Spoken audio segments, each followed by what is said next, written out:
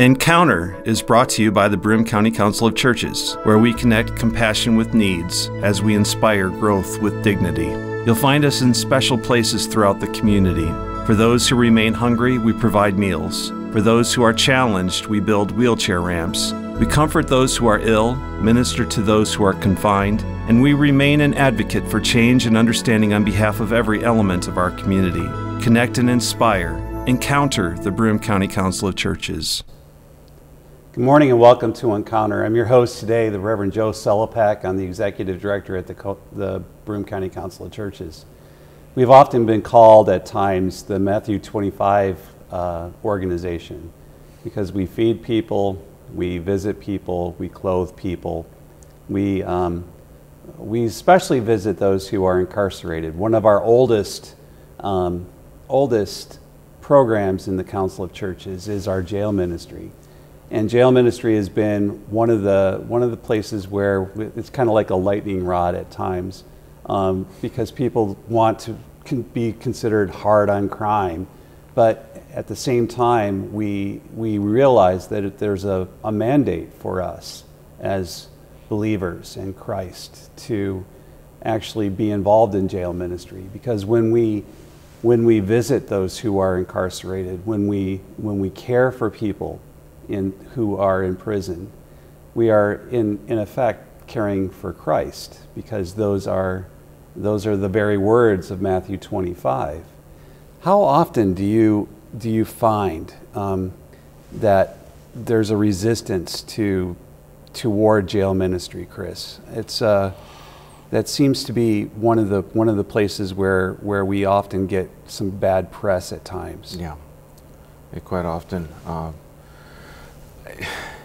People say, "Why are you wasting your time? Not going to change. It'd be the same thing." And my response is, "Well, you never know. Sometimes stuff will come back and click." There are some churches where I will not send people back to in reentry, and there's others that are perfectly welcome. But there is pushback quite often. People want to lock them up and throw away the key, and until they discover that it might be their next door neighbor, right, their parent or their child, their brother or sister, and suddenly the tune changes. And I'll get these phone calls from relatives saying, "Hey, he doesn't have this or doesn't have that, or can you do this or that?" And it's a kind of a wake-up call. And we have such a huge percentage of our own population behind bars. It doesn't take long for most families to experience something like that. My guest today is Reverend Dr. Cris Mogenson. He's the jail ministry chaplain for the Broome County Council of Churches. You've been doing this job for 20... Yeah, in September's going to be 23 years. 23 years, yeah. Exactly. That's what I thought. And here we are, 23 years later, still at times battling some of the same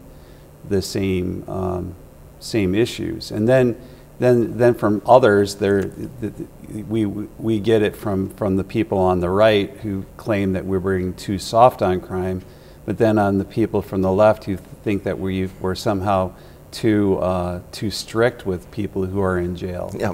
So it seems like you can't win, right? It's a delicate dance. Just talking about this earlier, actually, in the lobby. Yeah, people are screaming how I'm not doing this, and others people saying I'm not doing that, and and I just kind of grin and bear it, and keep doing what I'm supposed to do. I was sick and in prison. You visited me, Matthew. Yeah. And I don't care really what they're in there for. I don't know the charges. I don't look it up.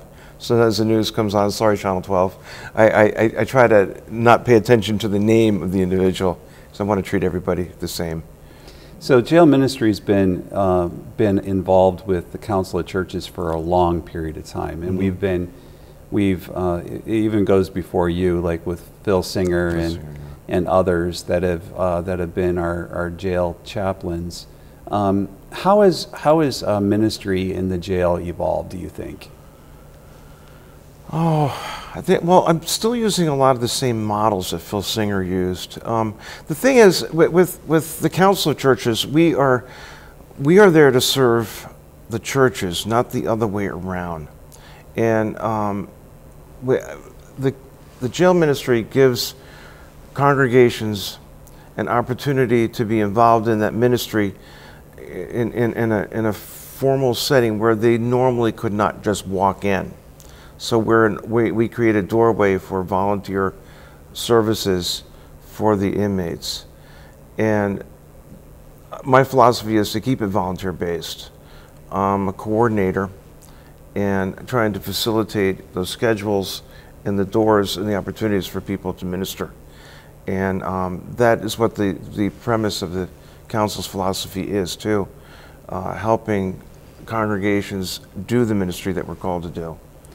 And it would seem like that's a very complicated thing, because there's a lot of things that we are responsible for that aren't necessarily considered ministry at times, right? So, like, what would fall under? What would fall under that? The other stuff. Yeah. Well, a lot of the discharge planning that we do. Right. And Jane Bronson works with me with that.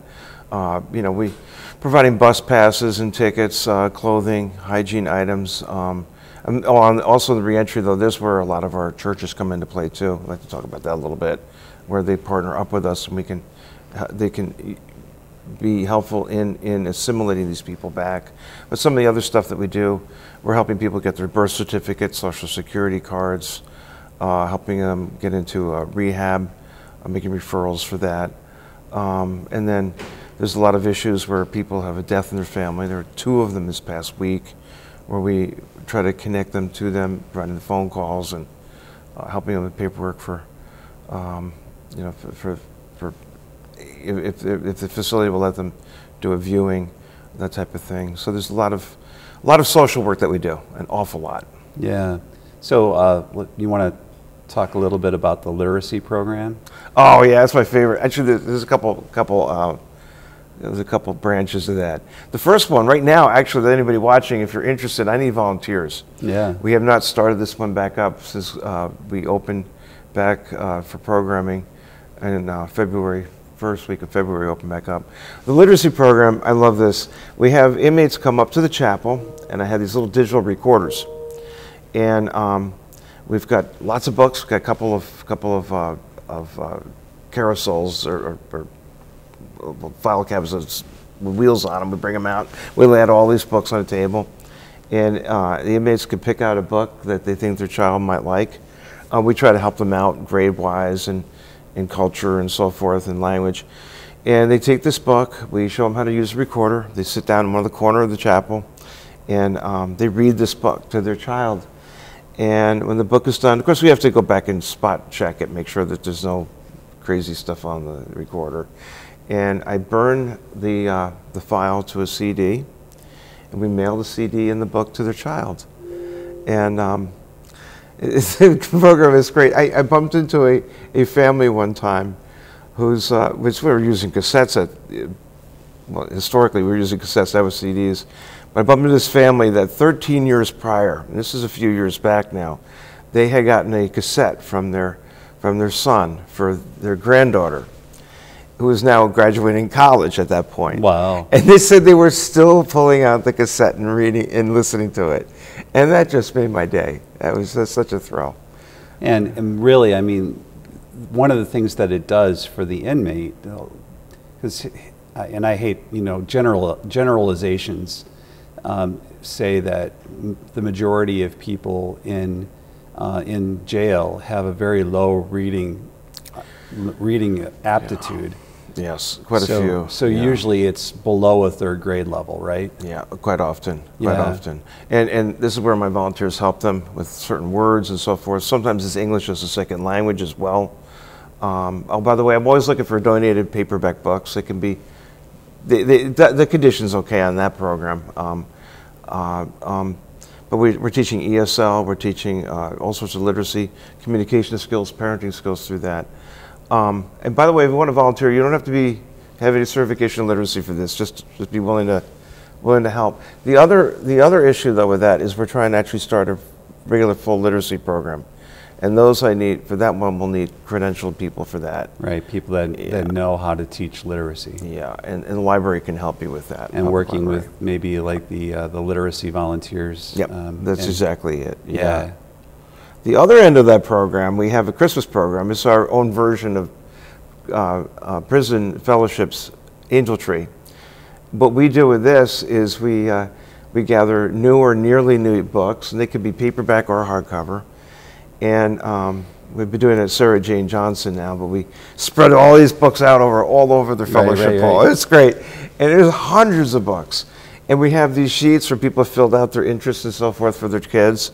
And we go through, and my daughter's got actually master's in literacy, and she's a great help with this. She's in the middle of this.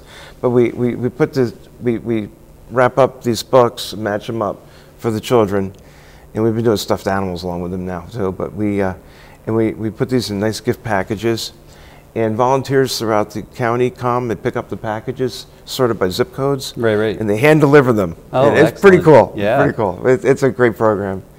Oh, the other piece of literacy, Dorothy Pierce, who was our district planner, right, as a deacon, she's coming back as a volunteer. And my own son, Wesley, he's working at his master's in library science. He's author. The two have teamed up, and they're coming in starting next Thursday and teaching a class on creative writing and poetry. Oh, wow. It's kind of cool. And I'm excited to see my own son come in like that. It's kind of neat. Yeah. Plug for him. That's pretty cool. And so, Cris, when my guest today is Cris Mogenson, we're talking about jail ministry and how some of the new programs that they've been working on, and how people can help if they would like to be able to help volunteer in the jail, as well as items that you may need for the inmates that would help with literacy, and also for Christmas gifts and things like that at the end of the year. That's something that always comes up every year, and it's something that's kind of interesting to me, because that's when we get the worst press, is when people find out that we're giving gifts to people in the jail. You wanna let our audience know a little bit about what goes into a gift bag. I get so abused in this sometimes. the gift bags are so simple. We have these. You pick them up at the council. There's just white paper bags. And kids can color those, right? Yeah, anybody can color these things. Yeah, nursing homes, Sunday school classes, all sorts of groups. They color these things in. They put their own designs on it. By the way, cookie cutters work great for stencils. Christmas stuff. They're great. But we have these bags. They're ready for to be picked up, and we to color them. We have to be careful. No buttons or pipe cleaners or glitter. We can't put those things on there. We cut up a Christmas card. You can glue that. That's fine. We collect these bags, and then through the fall, we're collecting tissue packets, candy canes. They got to be small candy canes. Puzzle books, word puzzle books, and decks of cards. And we buy some of the other stuff in there. If a church wants to donate candy bars, it's great. No foil wrappers, though. And we get together a couple of days before Christmas with a group of volunteers. Stamps too, is that? Oh, the stamps it's separate from that. I'll get to that. Right. But yeah, we put these bags together, and the officers actually deliver these on Christmas Eve. There's also, we put in there also a card, which a calendar, which I buy those. They're printed with the names of the council on there. Very simple stuff, and it's very appreciated. It's stuff that we take for granted, and it is not a whole lot of money, but it's a gesture. And there's usually a handmade card that's in there as well for the inmates. And just show that they're not forgotten. Now with the stamps, though, we can't give the stamps to the inmates, typically, but on Christmas we have an exception. And we gather Christmas cards, donated Christmas cards and stamps, and we try to do at least 3 stamped Christmas cards to every inmate. That's a lot of money. It's a lot of cards. And we distribute these to the inmates where they can mail them to their loved ones, and connecting them at least to the holiday. And at one point there were over 500 people times 3 or 4. That's a lot of stamps. And a lot of cards too. Yeah. And with reentry, at the same time, usually in the fall, we do a big drive for reentry. We need sweatsuits. Elastic is a wonderful thing.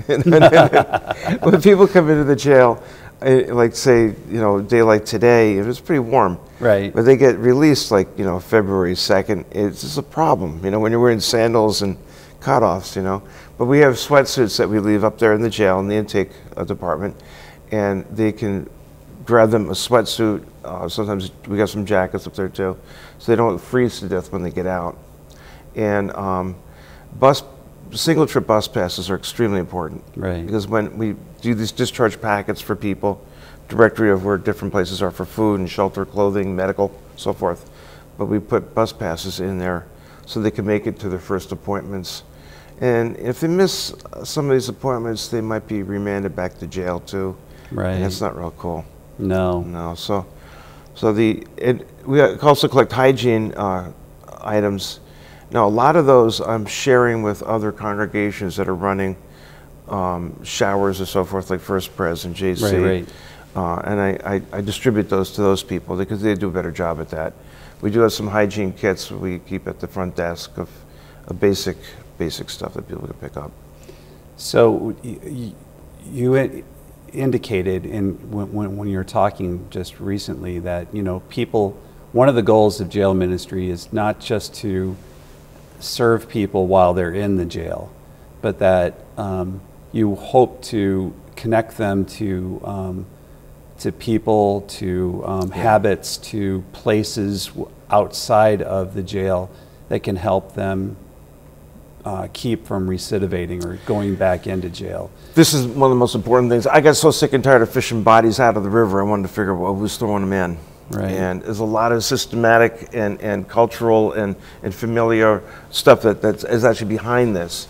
And identified 3 things that are really necessary: belonging, purpose, and responsibility. Those are the 3 elements. And what we've set up, and now we're trying to reconstruct this whole thing now because COVID just really messed this thing up. And a lot of their churches shut down. I couldn't send them there. Of course, the jails be kind of an incubator for infectious diseases.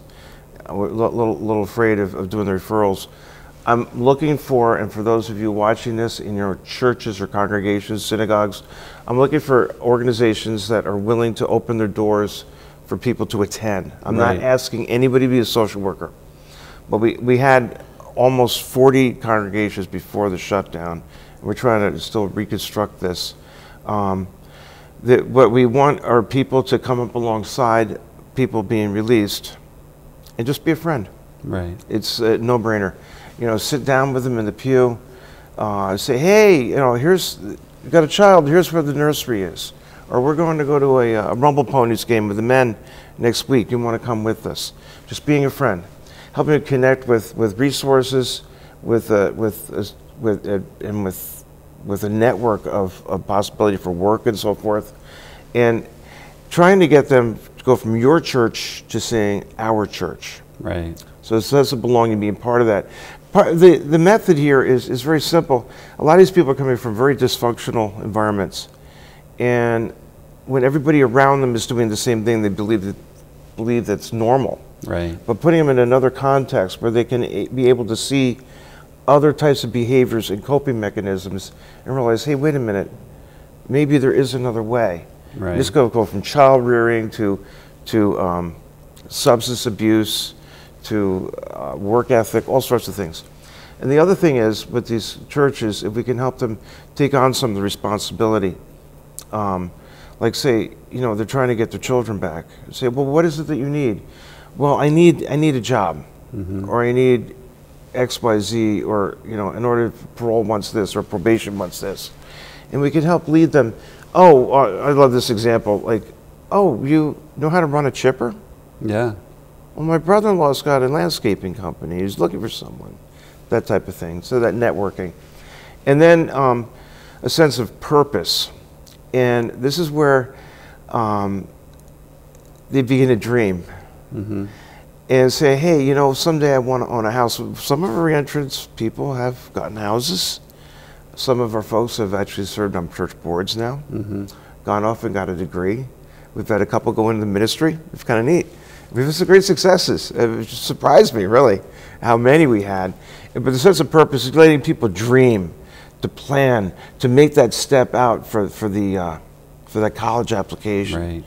And those are the 3 things: purpose, belonging, responsibility, and purpose. For those of you that might be in tune with the conversion process and so forth, really, the Greek word is koinonia, which is fellowship. Bring into that fold. And the metanoia is when that light goes on, like, hey, wait a minute. God does love me. There is a reason behind my life. So initially it's conformity to a type of lifestyle based upon those around you, which is good, but it's probably not good enough. We want that internalized. So once that becomes not just acting the way people around you want you to act, but acting because you believe this is the way you need to act. One of the people that I know that we both have read and admired is Father Greg. Who wrote the book on Homeboy Industries and did a lot of work around that.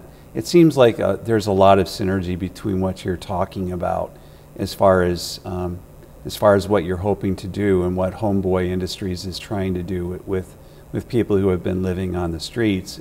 One of the things that we don't realize is just if you come from a dysfunctional environment, you gravitate toward people who are, in a gang or in a you get a sense of belonging in that. Exactly. So that becomes like an extended family, and even if it's not leading toward a good end, it's still that group which defines your behavior, and what you're trying to do is kind of show them another alternative, and making it so that a person has these relationships. And how important are, that's the question, is how important are relationships for us, and how do they define us, and how do they lead us into either health or to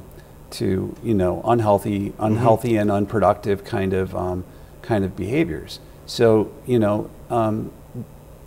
we see it not only in the inmates, I would imagine, but it's something that you can even see at play within congregations or within any place where there may be a dysfunctional relationship and relationships, and how that defines our purpose.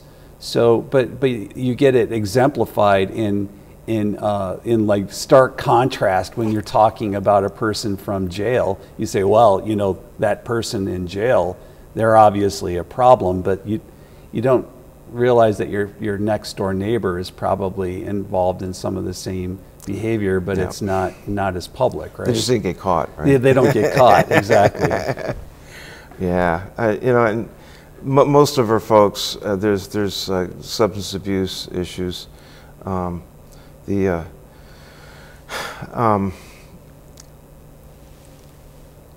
about 3/4. Yeah. Or 2/3, I'm sorry. And mental illness, about half of those in jail have been diagnosed with mental illness. About APA says it's quite close to 2/3 have an issue.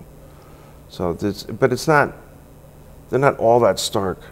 But a lot of this is not violent crime that put them in there. Right. That's just it. And they need some mentoring, need some help, they need people coming alongside. And you bump into them out in the street, and these are your neighbors.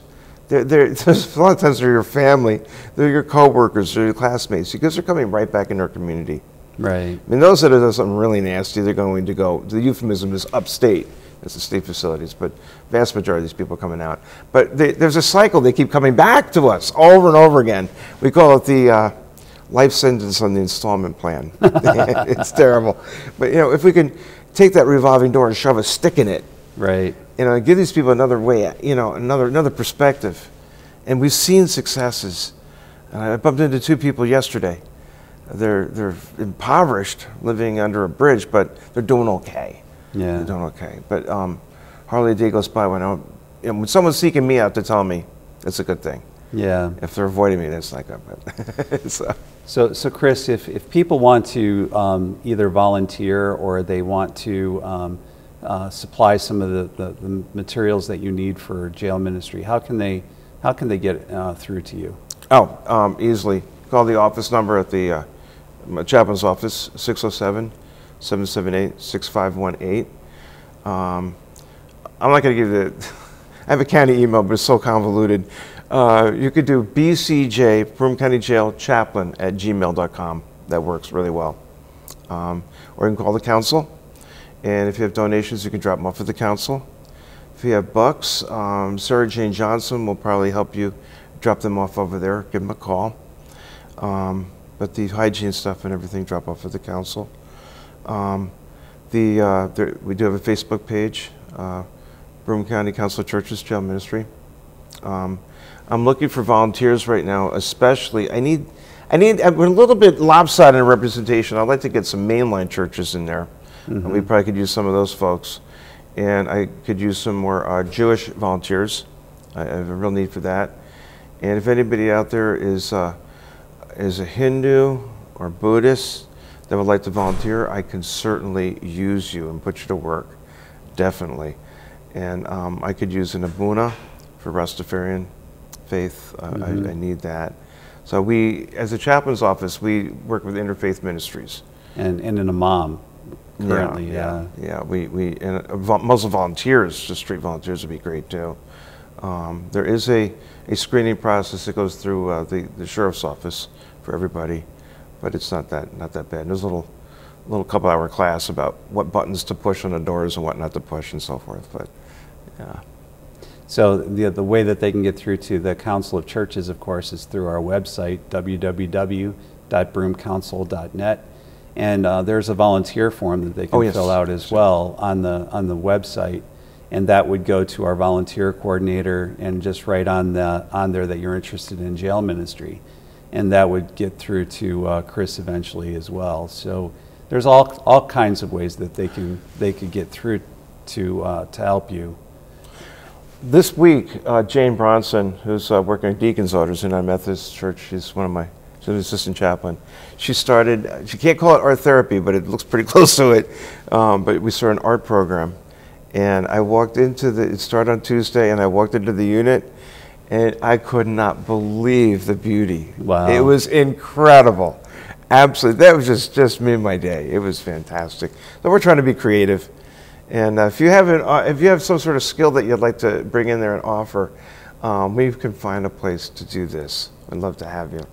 Well, Cris, thank you for being on Encounter today, and thank you for the work that you've done over the last 23 years of your ministry in the Broome County Jail. It's been an inspiration to me to see the work that you've been able to do and the folks that you've been able to help and the changes that have come from their life. So thank you for doing that. Thank you. And thank you all for watching and for listening. I want to thank WBNG for this great gift that they've offered to us for the Encounter program. And all of you that are listening through Town Square Media, I pray that you would all have a good day and that you would be gentle and kind with each other.